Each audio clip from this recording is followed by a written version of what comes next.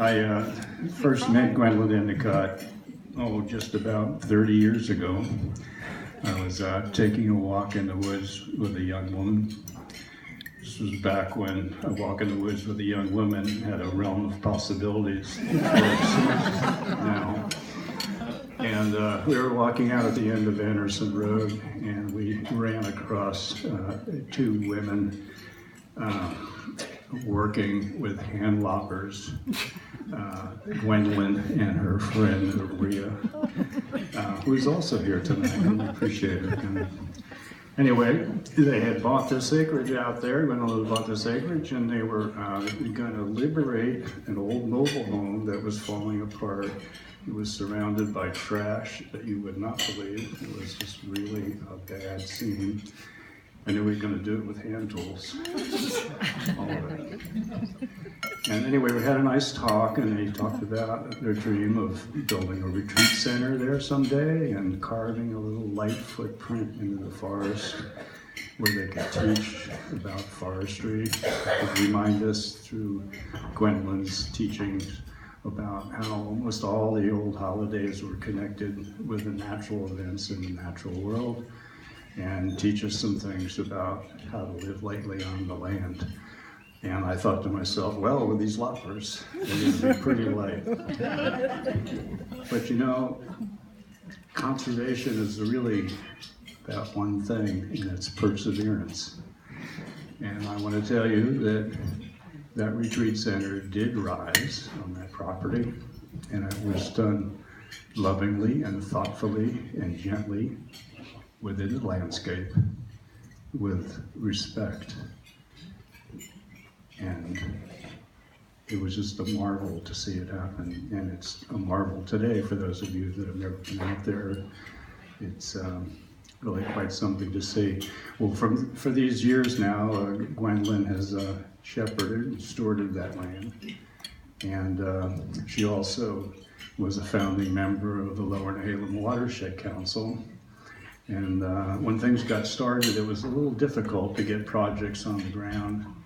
And she identified a culvert on her land out there that could be replaced and provide habitat once again for coho to spawn. And that was the very first project that the Watershed Council did. It was how we learned about how to go about the business of restoring culverts and removing them and making them fish passage friendly again. And it was thanks to Gwendolyn who got that started, and I can't tell you how many culverts have been done, how many miles of fish passage have been improved since then, but that's where it began, was with Gwendolyn. So years of working on her land, years of stewarding, years of teaching people, and then years of being a very well-spoken and outspoken forest activist here on the Oregon coast, is why we're going to give Gwendolyn the Ferdun Conservation Award this year. So if I can, Alan. We decided we wouldn't give Gwendolyn a plaque to put in the back of her closet. Instead, we have this beautiful bowl that our chairman has made here. How lovely. And it's inscribed for the Ferdun Conservation Award for Gwendolyn by name. And this beautiful sort of lead design was done by our Just Do Everything administrative office manager, Mary Corey, which we're very grateful to. Anyway, Gwendolyn, if you feel like you make it up here tonight, she had a little accident.